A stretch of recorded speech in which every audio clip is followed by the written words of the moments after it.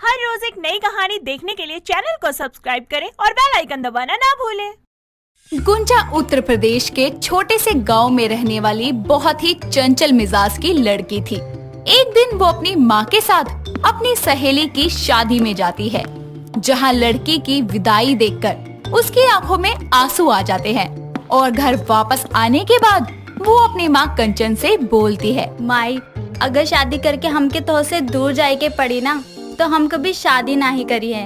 अरे पगली, शादी नहीं करोगी तो तुहार घर संसार कैसे बसी है?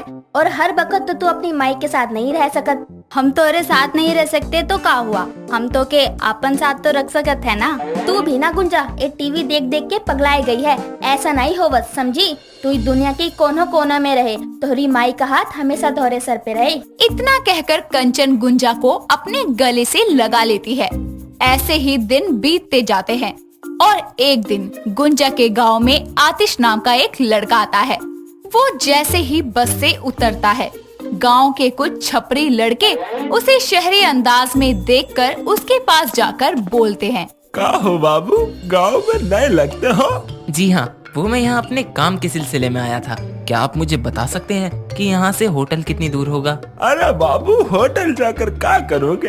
आप हमको ही कुछ पैसा दे दो, हम आपके इस गांव में ही रहने का बंदोबस्त कर देंगे।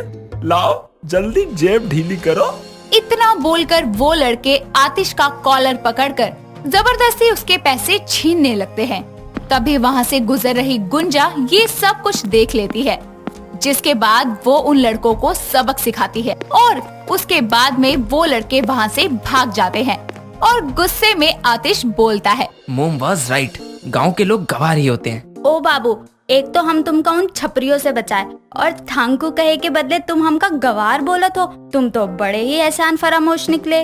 तुमने मेरी हेल्प की है तो मैं भला तुम्हें क्यों ऐसा बोलूंगा? अरे मैं तुम्हें नहीं, उन आवारा लड़कों को कह रहा था। क्या तुम होटल का पता बताकर मेरी एक और हेल्प कर सकती हो प्लीज? नहीं, हम आपके होटल का पता नहीं बता सकत। पर क्यों? काहे कि हम आपका होटल तक ले जाए। वो का है ना, रास्ते में आपका फिर कोनो छपरी मिल गवा तो हमारी मदद के बिना आप तो ढेर ही हो जाओगे। गुंजा की ये बात सुनकर आतिश जोर से हंसने लगता है और उसे ऐसे मुस्कुराता देखकर गुंजा भी मुस्कुराने लगती है, जिसके बाद में दोनों साथ साथ होटल तक जाते हैं। ऐसे ही समय बीतता जाता है। आतिश काम के चलते गुंजा से मिलने लगता है और गुंजा भी उसे अपना गांव दिखाती है। ऐसे ही ज्यादातर दोनों साथ में समय बिताते और धीरे धीरे दोनों के दिलों में एक दूसरे के लिए प्यार जग जाता है। ऐसे ही एक दिन दोनों आपस में बातें कर रहे थे, तभी आतिश बोलता है, गुंजा, तुम जानती हो कि मैं तुमसे प्यार करने लगा हूँ और इसीलिए मैं तुम्हें अपनी वाइफ बनाना चाहता हूँ। बाप रे बाप, तुम तो सीधा शादी के लिए ही पूछ लिए। हम तो कभी सोचे भी नहीं थे कि हम तुमसे प्यार कर बैठेंगे। पर हम कह देते हैं, जब तक हमारी माई तुमको पास नहीं कर देती तब तक हम तुमसे शादी नहीं कर सकते। अब तुम्हें पाने के लिए चाहे तुम्हारी माई से बात करनी पड़े या गांव की किसी ताई से, मैं पीछे हटने वाला नहीं हूँ। इतना कहकर दोनों एक दूसरे से गले मिलते हैं और गुंजा आशीष के बारे में अपनी माँ को बता देती है, जिसके बाद कंचन के आशीर्वाद से दोनों गांव के एक मंदिर में शादी कर लेते हैं। और कुछ दिन बाद आतिश गुंजा को लेकर दिल्ली अपने घर आता है, जहां उसकी माँ हेमा उन दोनों को देखकर बोलती है, आखिर कर ही ली तूने अपनी मन की। अगर शादी करने से पहले पूछा नहीं तो कम से कम बता ही देता। माँ, मुझे लगा आप गुस्सा करेंगी, इसलिए मैं आपको बता नहीं पाया और गुंजा के बिना मैं रह नहीं सकता था, इसीलिए। बस बस, कुछ कहने की जरूरत नहीं है, लेकिन मुझे तुझसे ये उम्मीद नहीं थी बेटा। ठीक है, अब दोनों अंदर चलो। दोनों घर के अंदर आ जाते हैं और तभी गुंजा अपनी सास के पैर छूकर बोलती है, पाई लागू सासू माई, अपनी गुंजा बहुरिया को आशीर्वाद दे दो। अरे ये किस भाषा में बात कर रही है आतिश? अब सजनवा का बताई है। हम आपका अपना पूरा परिचय बतावत हैं। तो हम हैं यूपी गोरखपुर जिले की गुंजा और हम जो भाषा बोलते हैं उका भोजपुरी कहत है। तो इन शॉर्ट हम हैं आपकी भोजपुरिया बहू गुंजा। वाह बेटा, तू तो यूपी से चलता फिरता नमूना उठा के ले आया है, जिसकी ना तो भाषा सुनने लायक है और ना ही समझने लायक। ना जाने क्या क्या नौटंकी करेगी ये नमूनी। इतना बोलकर वो वहाँ से चली जाती है और वो दोनों भी अपने कमरे में चले जाते हैं। अगली सुबह गुंजा सारा नाश्ता बनाकर तैयार कर देती है, जिसके बाद आतिश और हेमा खाना खाने बैठते हैं। नाश्ते में मोटी मोटी रोटियां देखकर हेमा बोलती है, हे भगवान, इतनी मोटी मोटी रोटियां भला किसके गले से उतरेगी? मैं तो चबाते चबाते ही मर जाऊंगी। अरे बहू, मैं तेरे गांव की भैंस या फिर गाय नहीं हूँ, इंसान हूँ। सासू माई, गुस्सा काहे हो रही हो? हम अभी आपके लिए वो गुब्बारे वाली रोटी बना देते हैं। अरे ओ देहाती, उसे गुब्बारे वाली नहीं बल्कि फुल्का कहते हैं। माँ, गुंजा धीरे धीरे सब सीख जाएगी, आप उसे थोड़ा टाइम तो दीजिए। इतना कहकर वो अपने ऑफिस के लिए निकल जाता है। ऐसे ही समय बीतता जाता है और एक दिन हेमा अपने कमरे में आराम कर रही थी। तभी गुंजा के कमरे में आने से उसकी आँख खुल जाती है और वो बोलती है, अरे देहातन, आने से पहले कम से कम नोक तो कर दिया कर। आपका मतलब किवाड़ पीट कर ना? रुको, हम फिर आवत हैं। इतना कहकर वो वापस दरवाजे के पास जाकर बोलती है, सासू माई, हम अंदर ढुकी का?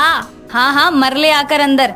और इतनी जोर जोर से क्यों बोल रही थी? मैं तो यहीं पे थी ना, पड़ोस के घर में। और तू क्या अपने साथ 20 से 25 लोग लेकर घूमती रहती है, जो हमेशा हम करती रहती है? सासू माई, जब देखो आप ईंट की भट्टी जैसन गरम ही रहत हो, तनिक अपने मिजाज को कूलिंग डब्बा जैसन ठंडा भी रखो।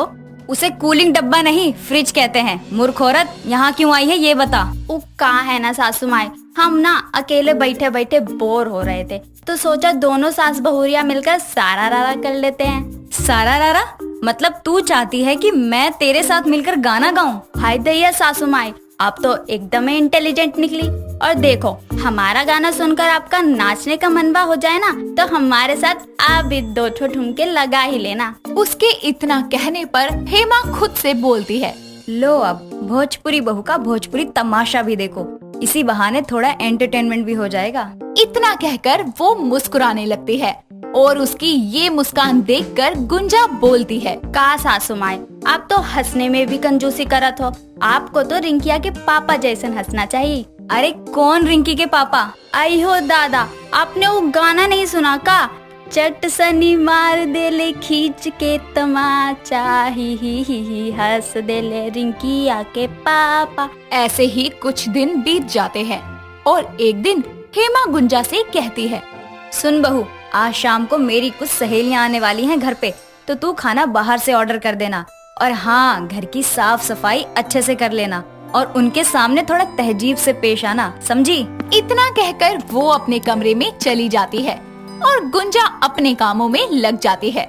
शाम को जब हेमा की सहेलियां घर आती है, तो घर की साफ सफाई और टेबल पर अच्छा खाना देखकर एक सहेली बोलती है, अरे वाह हेमा, खाना दिखने में तो बड़ा टेस्टी लग रहा है, खाने में कितना टेस्टी होगा फिर? अरे पागल, फिर पूछ क्यों रही है?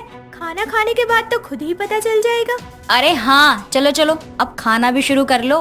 सब खाना खाने लगती हैं। तभी गुंजा वहाँ एक सुंदर सी साड़ी पहन के आती है और सबको नमस्ते करती है। खाना खाने के बाद सब खाने की बहुत तारीफ करते हैं और तारीफ सुनकर गुंजा बहुत खुश होती है। और वहीं हेमा खुद से बोलती है, खाना तो अच्छा ही होना था, अब बाहर के खाने में टेस्ट नहीं होगा तो क्या होगा? इतने में गुंजा उन्हें खाने के लिए लिट्टी चोखा देती है, जिसे खाकर एक सहेली बोलती है, अरे वाह हेमा, तेरी बहू के हाथों में तो बड़ा स्वाद है, कहाँ से लाई इतने गुणवान बहू? आप लोगों का बहुते बहुते धन्यवाद काकी, आप लोगन को हमारे हाथ का खाना अच्छा लगा, इसकी हमको बहुते खुशी है। अरे तेरी बहू तो भोजपुरी बोलती है, फिर तो इसे वो लॉलीपॉप वाला गाना भी आता होगा। इसे बोलना, एक बार गाकर बताएगी।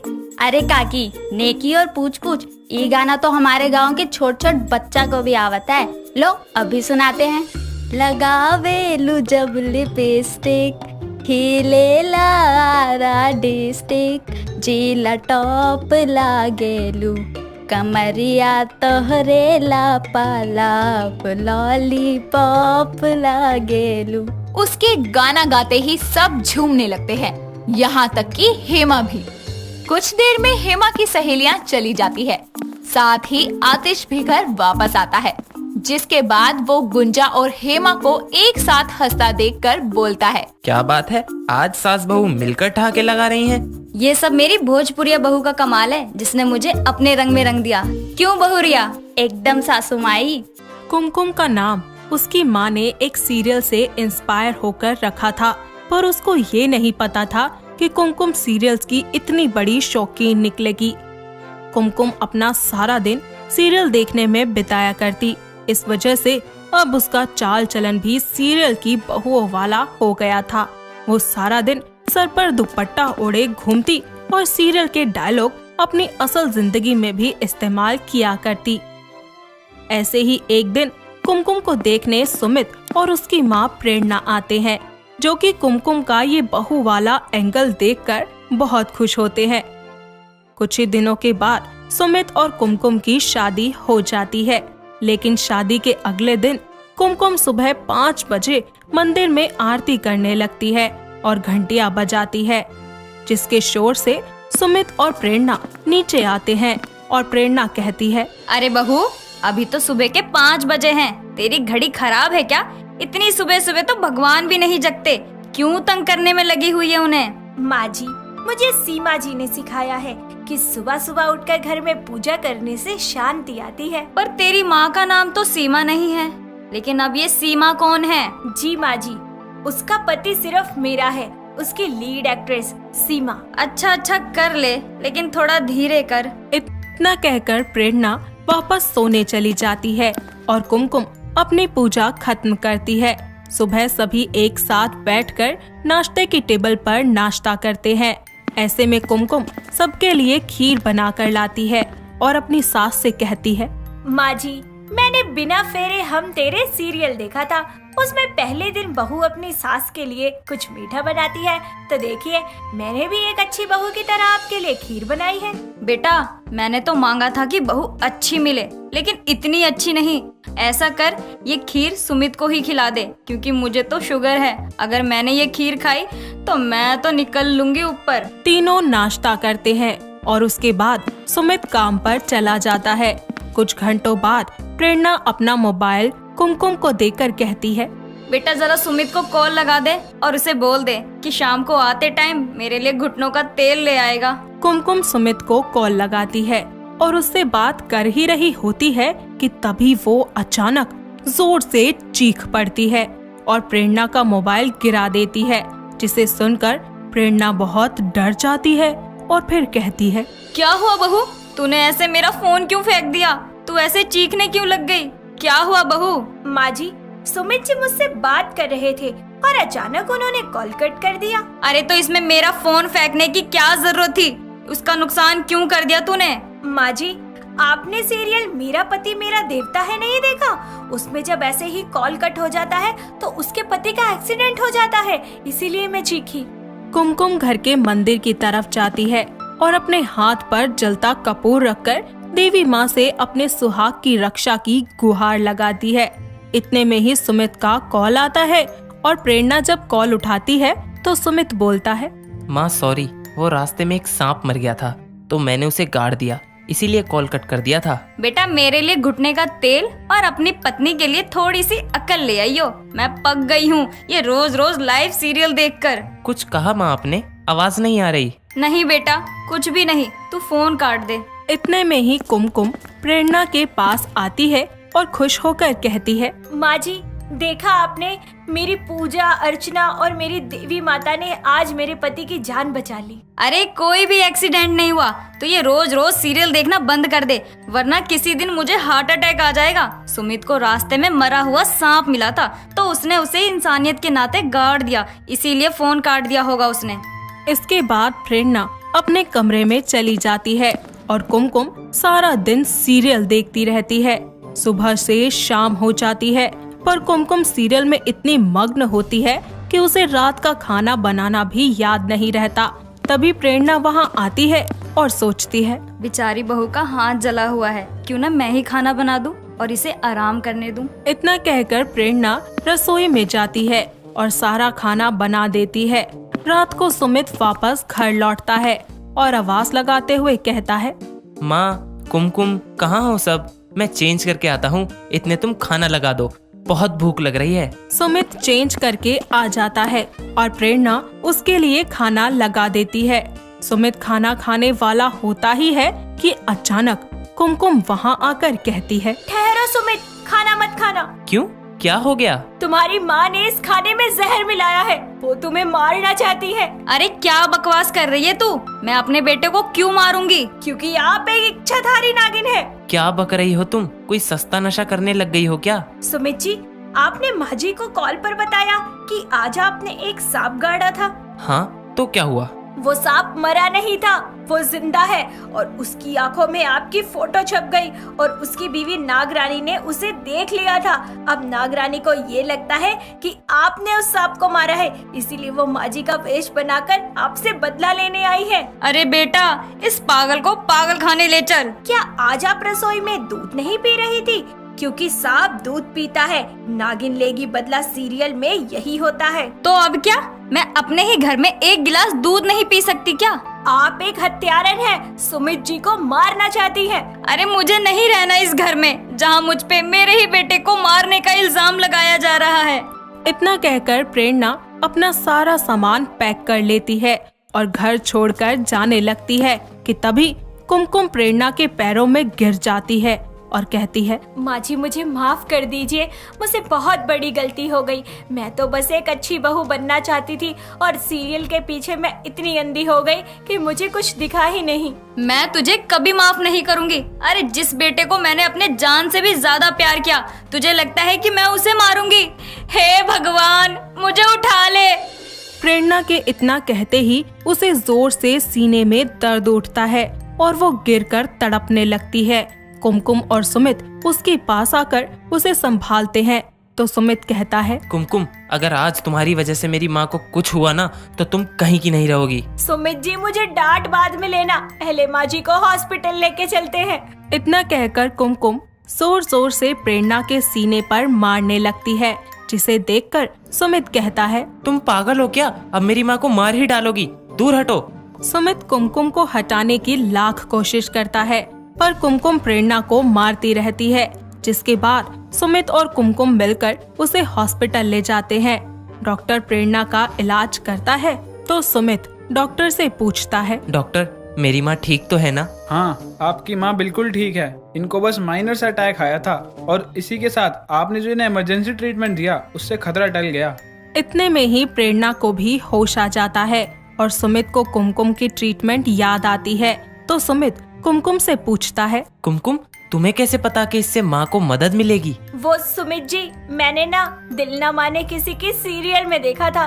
तभी प्रेरणा कहती है, बहू, तेरी सीरियल देखने की आदत ने भले ही मुझ पर इल्जाम लगाए हों, लेकिन मेरी जान भी बचा ली। सुमित जी, माँ जी, मुझे माफ कर दीजिए, आज के बाद मैं कभी सीरियल नहीं देखूंगी। बेटा, मैंने तुझे कभी भी सीरियल देखने से मना नहीं किया, पर कभी भी किसी भी चीज की अति बुरी होती है। तू सीरियल देख, पर उसे बस काल्पनिक और मनोरंजन के लिए। चलिए माँ जी, अब घर चलते हैं। सीरियल सास का प्यार और ससुर फरार शुरू होने वाला है। बेटा, ये नहीं सुधरेगी। दोस्तों, अगर आपको ये कहानी पसंद आई तो इसे लाइक करें, शेयर करें और कमेंट करके बताएं कि कहानी में आपको सबसे अच्छा क्या लगा।